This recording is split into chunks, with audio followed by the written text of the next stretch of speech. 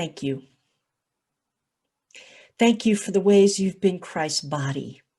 Even though this past year meant we worshiped from home and engaged in mission work in new and unusual ways, I have to say Christ's body was alive and well throughout the Mountain Sky Conference this past year. Thank you, clergy, for your hard work as you let love guide you, as you sought to keep your congregation safe in the midst of a pandemic, willingly throwing yourself into learning new skills in order to keep bringing the gospel not only to members in your church, but to people who finally dared to discover the gospel because of your witness. Thank you, laity, as together you pitched in and protected especially the most vulnerable of your community, as you made sure people had food, as you engaged in socially distanced visits with those alone and lonely. You made love visible as you took the church out of the building and into the world. Thank you for your patience and your perseverance this year. I know we're tired. I know we're hungry for the spiritual things that feed us whenever we gather at church. I don't know about you. I'm going to be really real with you. But there have been times when I have been hangry. You know, that hunger that winds up expressing itself as anger. I confess that.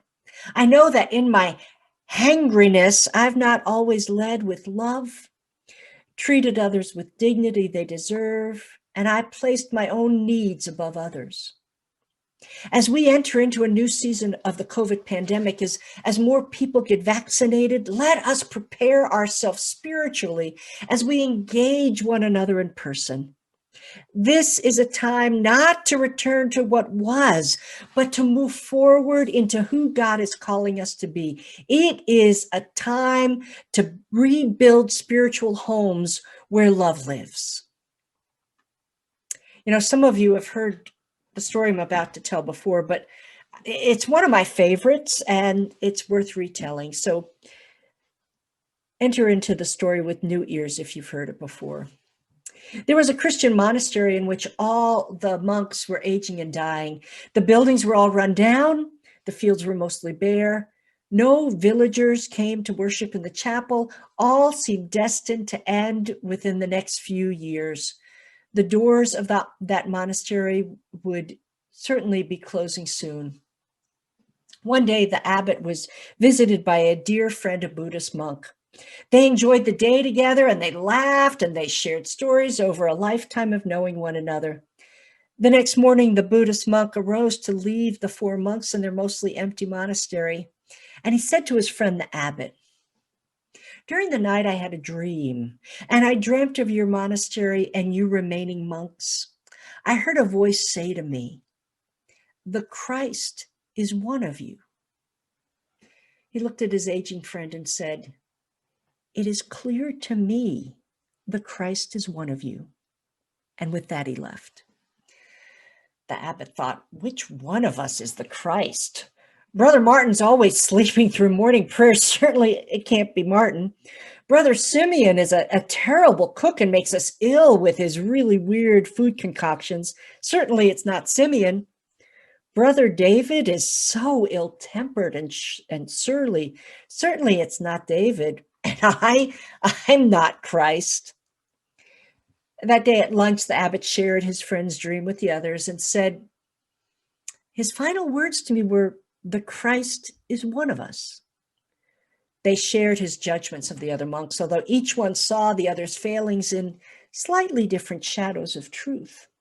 But just in case, they began to treat one another like each of the others was Christ.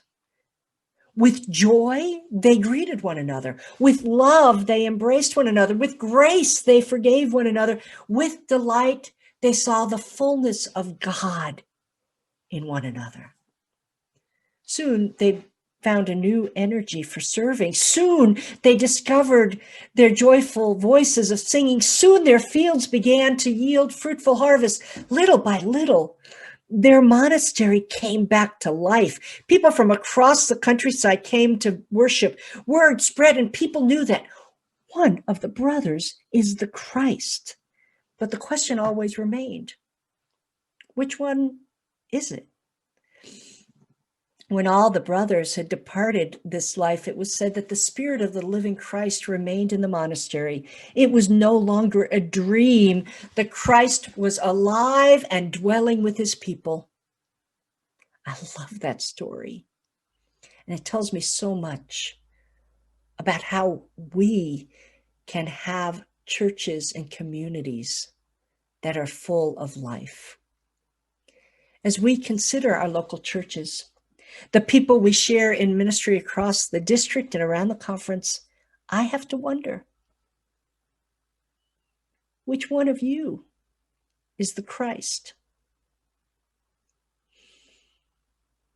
As we begin a new season of the COVID pandemic, may your church be one where people in your community point to and say, Christ is there, one of the people of that church, because of how you love one another, that you love each other so well, and may that love spill out into the community. May your church be the place where love lives. Thank you for your ministry. God bless you.